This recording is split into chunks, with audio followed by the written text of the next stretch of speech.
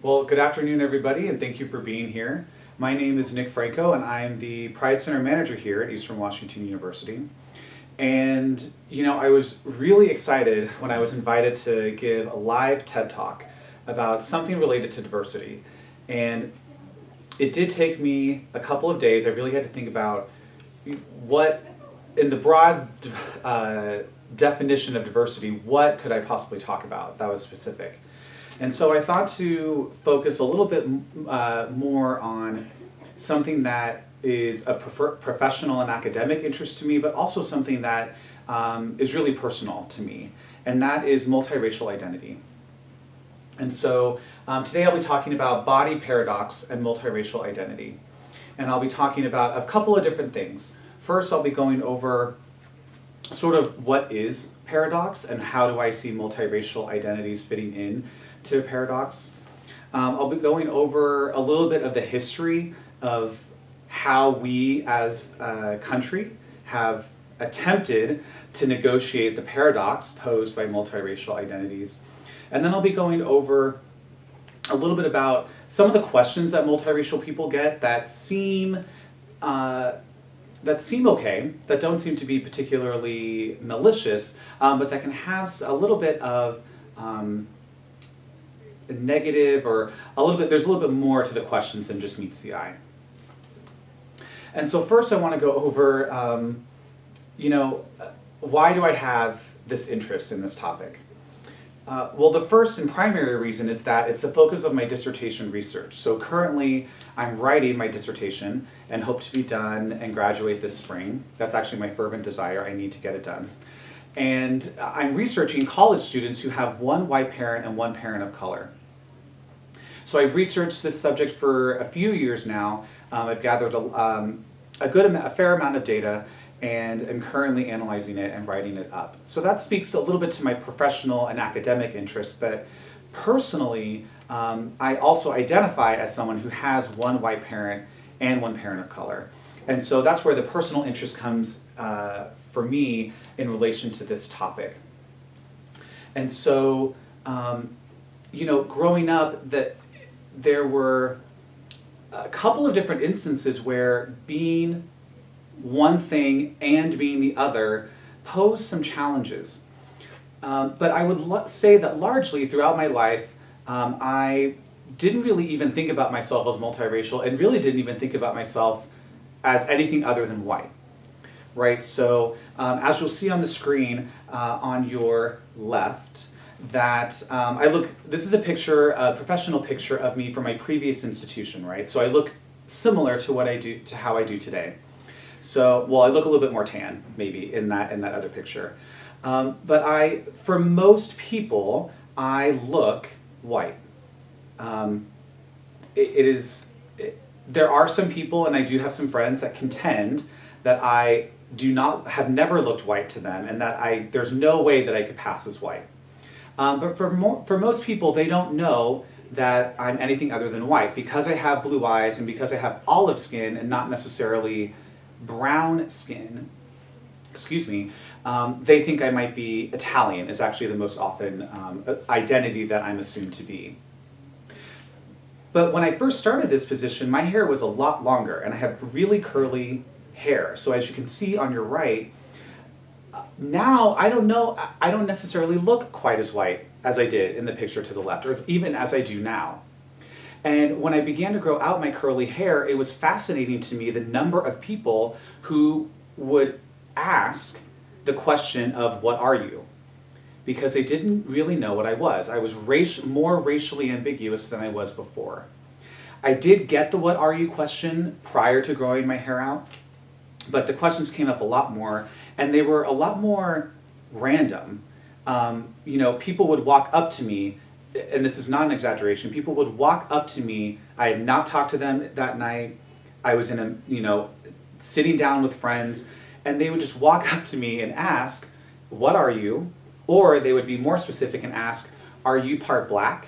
Are you ethnically Jewish? Are you Asian? Are you Mexican or Latino? And again, these are from complete strangers who I had never interacted with previously. And I think that really spoke to and speaks to our need as humans to categorize things that we encounter in our daily lives. And I think that that's a natural process, right? For human thought, the more that we can categorize things in our lives, the easier it is for us to understand the world around us. Multiracial people, though, pose a challenge to the way that we categorize people based on race. And that's where I think the paradox lies with multiracial identities. And so with paradox, right, paradox is defined as something that seems to have two contradictory elements that seem impossible to be true at the same time, but that in fact that is true and is possible. Another way to think about it is a person, a situation that possesses two opposite or contradictory qualities. And I think this is where multiracial identities, for me, pose a paradox. Because at the same time that I am white and I am Latino, Mexican, I am also neither fully white or fully Mexican. So I am both and I am neither at the same time. And what a paradox, right? We've been socialized to think of race in these very boxed ways. We've inherited these boxes, right, of racial categorization. And so when we encounter other people, we think about them typically in these racial boxes. But multiracial people don't always look like the box or boxes that we think they do. And I think that that's why multiracial people often get the question of what are you? So how have we dealt with this as a country in the past, historically? What have we done in the past to sort of reconcile the fact that there are people who might be more than one race? Well, between about in the mid-17th century, all the way up until as recent as 1985, which if you think about it, that's only 31 years ago, right? I was born in 1985. That's really recent. There were informal and formal ways of classifying and categorizing multiracial people.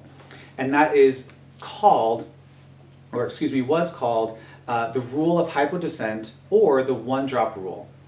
And the rule was pretty simple, especially in the informal context, right? So one drop of black blood meant you were black. And when it was formally written into policy and laws in this country, it was defined as if you were 1/32nd black, you were considered black. That is such a small number. And as you can see up here, this visualization I really like because it really shows the small amount that you have to have or had to have had in order to be considered black. I think this rule of hypodescent, this one-drop rule, really makes sense in a lot of ways, given the context of this country, right? Particularly in the times of slavery, there were many people and there were laws against the fraternization of white slave owners and their black slaves, specifically in terms of romantic relationships and sexual relationships. But of course, we know that happened, that those things happened. And so in order to maintain the purity of the white race, right, anybody who had that one drop of black blood they were no longer considered to be pure racially in terms of whiteness. And so therefore they were considered black. And this is also true when slaves were emancipated, right? Because there were white-only spaces and at the time, Negro-only spaces. And so what about multiracial people? Where do we classify them? because we have these strict policies of where white people go and where black people go. And so this is where the rule was written into law to really help the country grapple with the fact that there were people who didn't fit into these neat and tight boxes of race. And so we no longer have those rules, right? They're no longer written into law, but there are many studies that show the rule of hypodescent, the one-drop rule, still persists today. Not in any sort of malicious way, but multiple studies, I should say, have shown that when someone is, let's say, half white and half black, that person is assumed to identify as black. Or when they're half white and half Asian, or when they're half white and half American Indian, Native American, that that child is assumed to identify with the non-white parent, that minority parent. And this is even true when people are 3/4 white and 1/4 black, or 3/4 white and 1/4 Asian. That findings from these studies still show that to be true. And I think what's even more fascinating is that multiracial people are also on the rise, meaning that more people each year and every census are identifying themselves as more than one race on the US Census. A recent study by the Pew Research Center shows, as you can see, that multiracial Americans are estimated to be about 6.9% of the population. And that's a pretty large number of the population. That number is expected to at least double, almost triple by the year 2050. Right? The number of people who self-identify as more than one race.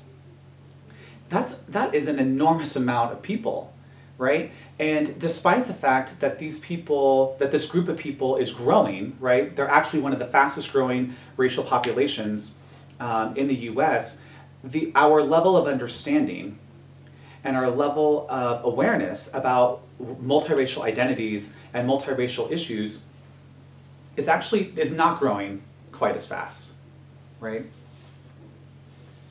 National Geographic, and there have been studies that, and articles and blogs that are attempting to raise this awareness. One such article was by National Geographic. It was published in, I think, October 2013, definitely in the year 2013. It was called The Changing Face of America. And the article showcases a number of pictures of multiracial people, right? Similar, and this is actually a photo of a few of those people, of those faces. And they got two different pieces of information from them. They got how those individuals self-identified, right? So what words, what labels, what terms would they tell other people about their racial identity? And then they got another piece of information. They asked them to identify, how would you identify on the US Census, right? And oftentimes those two things did not necessarily match up. So for example, you might be surprised to know that one of the people pictured identifies verbally to others as human. They identify as a human race. They do not identify their racial identity at all. And this is common, not as common, but this is something that does come up in multiracial populations, is that they have had such difficulty, or they've had such turmoil around being multiracial, that they have just said, we're going to mess with the system, and we're not going to identify as any race at all. Now, there is one person who identifies as a human race, and on the US Census, they regularly mark black only. And that's fascinating to me, right? And I think that what it prompts for me is a few different things. One, even when someone identifies as multiracial, they don't necessarily identify that way on the US Census. So there could actually be more people then the Pew Research Center is suggesting that that are actually two or more races. They just choose to identify as one race. We would call that, they're identifying as monoracial, one race. And so the second thing that this brings to my attention really is that we can make some inferences, we can make some guesses about how people racially identify, and that may not necessarily be accurate, right? And looking at the people pictured here, I think that again we might have some assumptions about how they identify or what their racial background is, but that may or may not be accurate. And even for me, when I initially looked at this article when it came out, there were some assumptions that I made, and that when I read how they actually identified were not accurate, right? And so even for someone who is intricately aware of multiracial issues and identities, it doesn't mean that I necessarily know how people will identify any more than I would know how people would know how I would identify, right? And so this really lends itself, right, this racial ambiguity, this not knowing, really lends itself to a question that I mentioned earlier, one of the questions that I mentioned earlier that multiracial people get, which is the "what are you" question. And this is a very common question that is talked about in research articles, this is talked about on blogs and videos about multiracial individuals, is that they often get this question of "what are you?"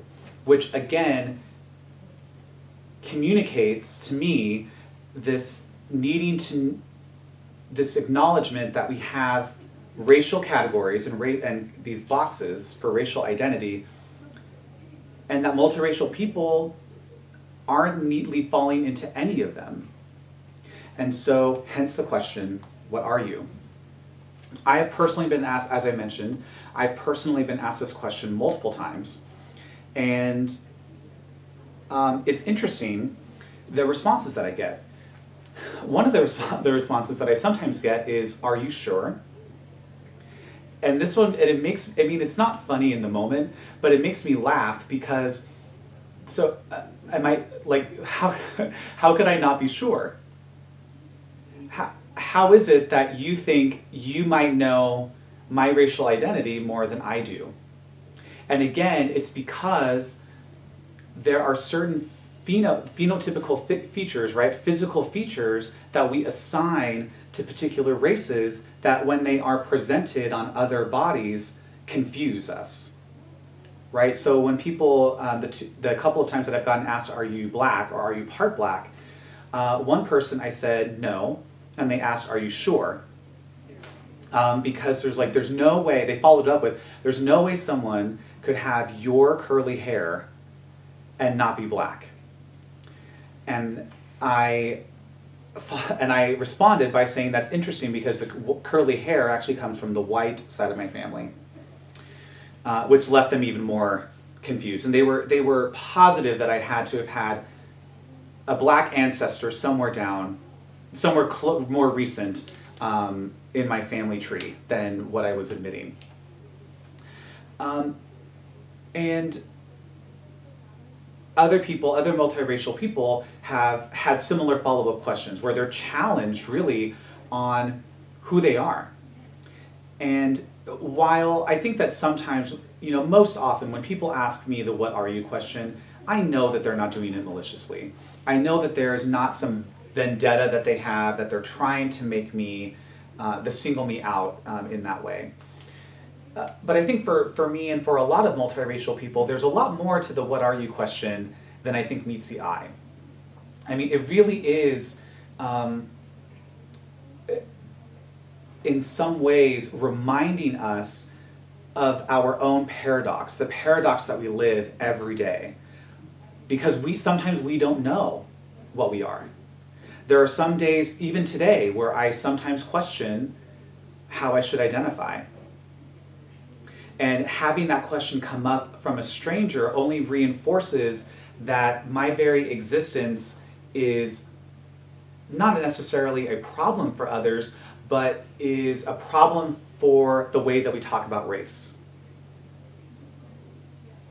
So it's quite a loaded question. I think other statements or other questions that we get, or that the multiracial community gets often, is the statement that you aren't blank enough, right? So you aren't black enough, you aren't white enough, you aren't Asian enough, and that, I think, does something similar to the what are you question, but does it a little bit more directly, right? So that sort of statement really communicates to us that we don't belong. And that's really challenging for multiracial folks, because multiracial folks already feel like they don't belong in one community fully, or don't belong in another community fully. And I should actually step back a little bit and say that this is true, this is a common experience among multiracial people, but this is not true for every multiracial person, right? So one of the participants in my study, my dissertation study, for example, identifies as African American to anybody who asks him, and when he identifies on forms and on the US Census.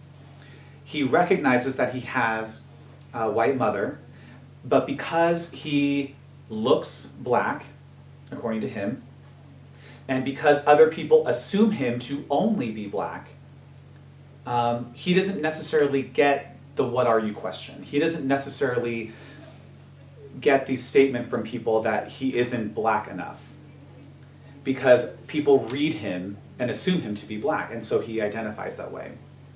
For other folks like myself, or for other folks like my other dissertation participant who is half Filipina and half white, she says regularly that people have no idea what she is. And so this is a common question for her, and she already feels like she is not disingenuous, but she already feels like she struggles to really feel Filipina, right? And then she also struggles to feel white. And so by getting the you aren't, Asian enough, for example, or you aren't white enough, those sort of comments for her really cut deep, because she already goes through that on a regular basis. It also is really, that's a little bit more of a judgmental statement, right? That someone else would tell you that you aren't the identity that you're trying to be. Another thing I want to point out here is that the you aren't blank enough, right, and the what are you questions aren't necessarily asked just by people who are white. That a lot of people in communities of color also ask those questions and say those statements to multiracial people. And I wanted to make that clear, to not make it seem that this is just something that white people are guilty of. This is something that even I was guilty of before I really began to research about multiracial identities. So multiracial people really are challenging, as I've said before, the way that we think about race, the way that we conceptualize race. They pose a paradox that I think until we are able to address, until we're able to understand multiracial identity a little bit more as a country, and I think until we realize that the way that we classify race isn't necessarily working as well as it used to, right? Or may not necessarily have ever worked, and that maybe there's a different system, I think we're going to continue to see these sorts of challenges, right, that multiracial people face. My own dissertation research focuses on who is eligible for resources that are dedicated to racial minorities. So really, I'm asking, kind of getting at the question, who is minority enough, right? At what point do multiracial college students count as a racial minority? So, and I guess I'm researching this because I'm interested to know how we as a country will begin to grapple with the dedication of resources that are intended for racial minorities when we have multiracial people who we sometimes challenge in terms of whether or not they are a person of color or how black they might be in order to be eligible or to receive resources dedicated to black students. So the final slide that I'll show here is one that was taken from a trip that I engaged on. It was an autoethnographic journey, as I called it. So I was really, I went to Mexico City. I went there by myself without knowing the language for a week, and I'd never traveled outside the country before. So I probably am lucky that nothing grave happened. And so I was on this journey because I wanted to really get a better sense of what it meant to be both white and Latino. What did that mean? What did it mean for me? And so one of the places that I visited was the Teotihuacan pyramids. And they're just outside Mexico City. And what you're seeing here is a picture of the Plaza of the Moon. And in this, and then the back is the Temple of the Sun. And in the Plaza of the Moon, there were different, on top of each of these mini temples, were different offerings made to various gods, right? And so I end this slide here because I hope that what you're able to take away today or this afternoon is just some of what I've offered, right? That really this presentation is about offering some information that maybe you didn't know before, that maybe you had not considered. And so I hope you're able to incorporate some of those learnings, some of those offerings, as you continue your time here at Eastern, and also as you continue out into the world as global citizens. So thank you for being here, and I hope I will be able to see you around campus sometime.